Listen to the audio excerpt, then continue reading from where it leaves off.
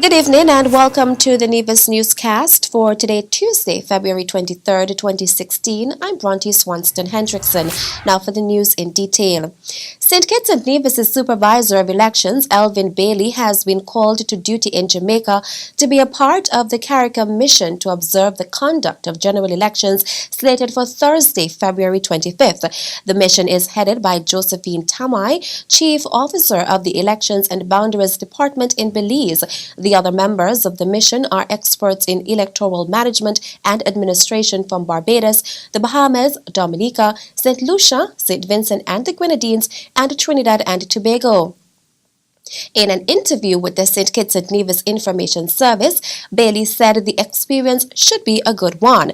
The supervisor left the Federation yesterday, Monday, February 22nd, and is expected to return on Monday, February 29th, as the mission is expected to last for 1 week.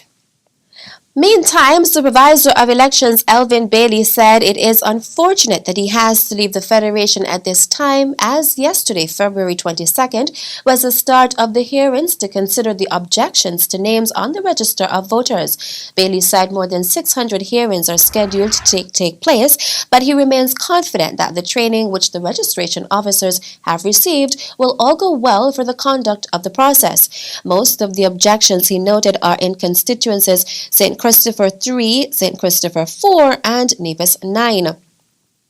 The highest single count is 171 in St. Christopher 3, followed by about 140 in Nevis 9. Bailey said most of the objections are about name changes, residency, and Commonwealth citizenship status, and that is allowed by law. So the electoral offices have to take notice of them and make sure that the hearings are conducted as per requirement by the legislation that guides the elections and the registration here in St. Kitts and Nevis. He noted that the objections for this year are great in number because those from 2015 had to be heard this year due to the country being in a state of flux. The Supervisor of Elections advises that there are several other important dates of which the public should be aware. February 25th will be the date for the publication of the list of objections to claims, and February 26th we will mail notices of the objections to these claims. March 7th would be the date for consideration of objections to claims, and on 31st March will be the publication of the revised register of voters. That is, the publication of the revised register of voters for the year 2016. Supervisor of Elections Elvin Bailey. Premier, the Honorable Vance Amory, on a Saturday welcomed the delegates who were visiting Nevis for the 55th annual conference of the St. Kitts District of the Wesleyan Holiness Church. The conference, comprising of delegates from St. Kitts, Nevis, and Saba, took place at the Jessup's Community Center. I consider this opportunity a great privilege to just welcome you to Nevis. I think you've come to one of the gems of the Caribbean, and I'm sure those of you have come from the districts in Kitts, Statia, Saba, wherever else you've come from, that you have truly been thoroughly welcomed by your counterparts here in Nevis, and that you feel that you are at home among friends and among colleagues. Speaking in his capacity as Minister of Ecclesiastical Affairs in the federal government, Amory gave his perspective of the theme of the conference. I have taken a peek at the words on the front of the conference, a document which says, "Go ye into the highways and the hedges and compel them to come in, that my house may be filled." And I think that is a very fitting theme for your conference. I was happy to hear Pastor James say that the Sunday school membership is up by 200 something. And that's a good sign, because we in government and in the secular part of our communities, we are very concerned about the direction which our young people are taking. And while we put in place certain programs to help them to develop socially and economically, I'm a firm believer that the fundamental and underlying strength of individuals, and young people especially, is their spiritual strength. And if that is weak, then other things become weak, because then it gives rise to weak characters, dishonesty, lack of integrity, and you know the story as well as I do. So I'm so happy that the numbers in the young people are growing, and that you will be focusing on things like that. The Premier also spoke to the challenges that dictate the need for partnership between the church and the government. For us in government, we are plagued with the challenges of ensuring that we maintain peace and security, that we ensure that our people have employment. Those are our challenges, and your challenges are exactly what the presiding officer said, that the church may now want to redirect its focus, not so much on membership, but on getting people to attend, come into the fold, whether it's an open air service, whether it's a Sunday morning service, because once you have them in there, you can then get the membership out of them. And I think it's a subtle change in adjustment in the focus of the church, that you are seeking to get people to come in and then teaching them the doctrine of the church, what the church stands for, what you would like to see them do, how you would like to see them reform their living, their lifestyles, and then the membership may flow or could flow from that. The 55th annual conference concluded on Sunday with a public service which saw the installation of the St. Kitts District Board of Administration. The Department of Education on Monday, February 22nd, received a donation of safety equipment from the U.S. Agency for International Development in collaboration with the Nevis Disaster Management Department and the St. Kitts and Nevis Red Cross Society.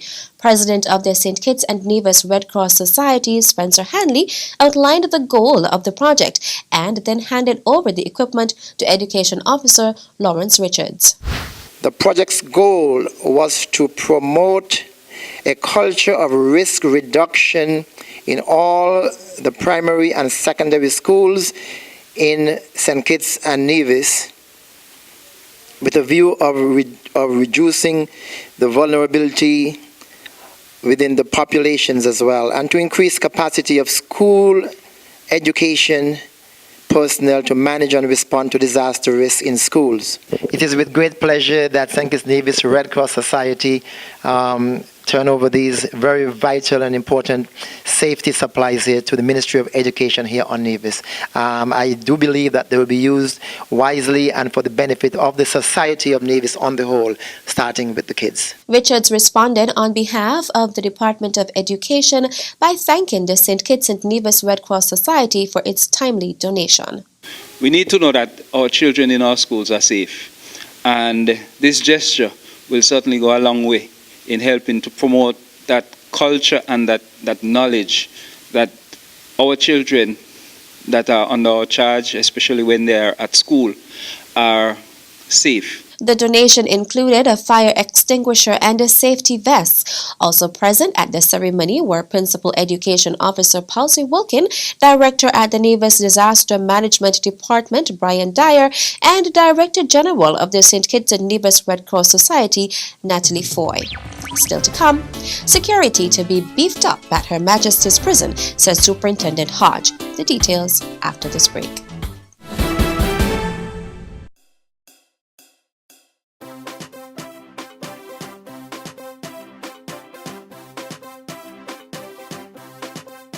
Hi, I am Candy Freeman, the chair for the Senior Pageant Committee. I am here to invite applicants for the staging of the 2016 Nevis Cultural, the Caribbean's greatest summer life. We're looking participants to enter the Mr. Cool competition, the Miss Swimwear competition, and the Miss Culture pageant. In addition, we will be having development sessions such as public speaking, etiquette lessons, and a modeling skill, with endless fun to help build your self-esteem. Ladies and gentlemen, apply today. Application forms for all 3 shows are available at the Nevis Culturama Secretariat in the Cotton Ginnery Mall, open from 8 a.m. to 4 p.m. on weekdays. Forms are also available for download at culturamanevis.com. Completed forms must be submitted to the Nevis Culturama Secretariat by March 31st, 2016. We are looking forward to working with you.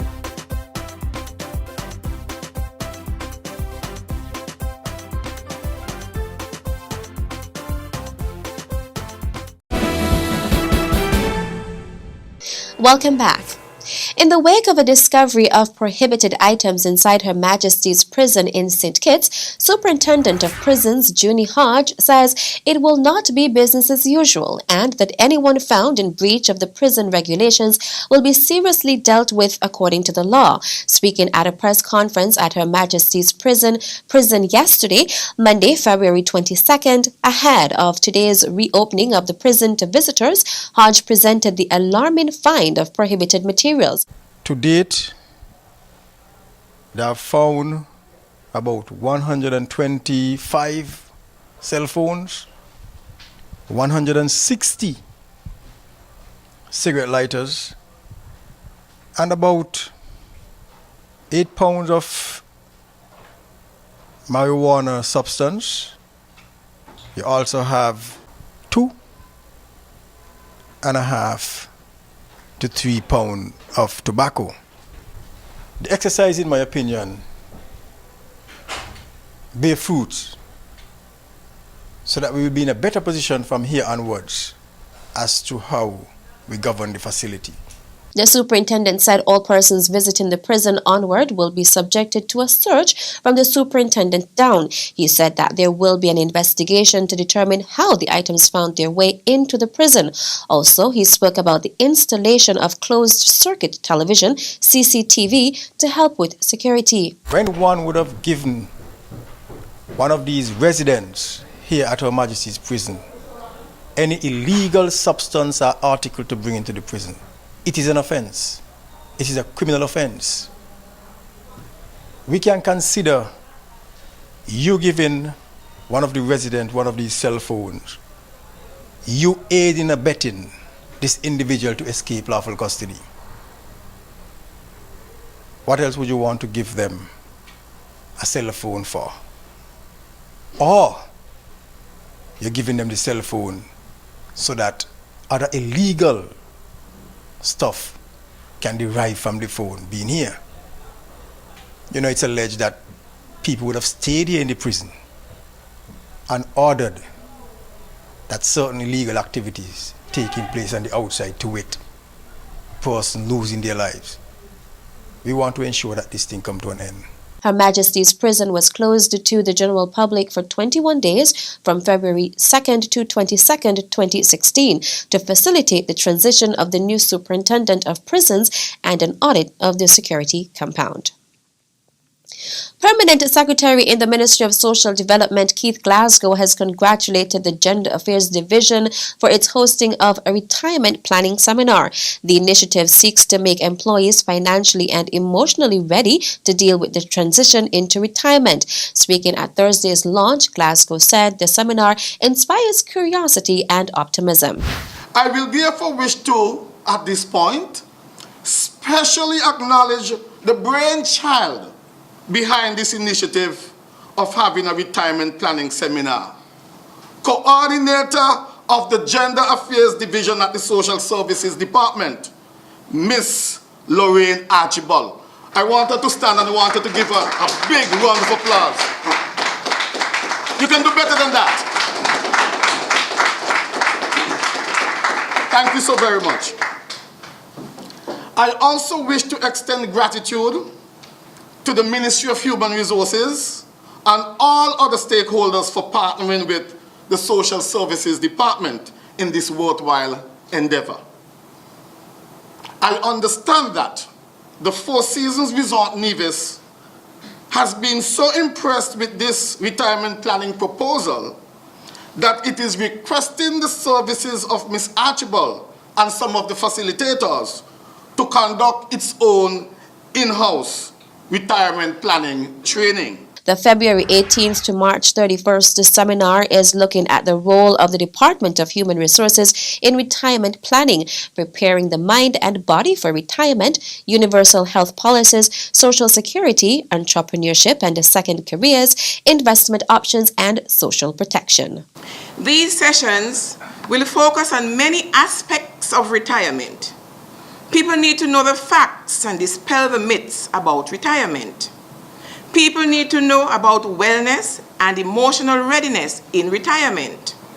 How a retiree might be able to use his or her gratuity to start a business and create employment, thus enhancing their personal net worth and adding value to the economy.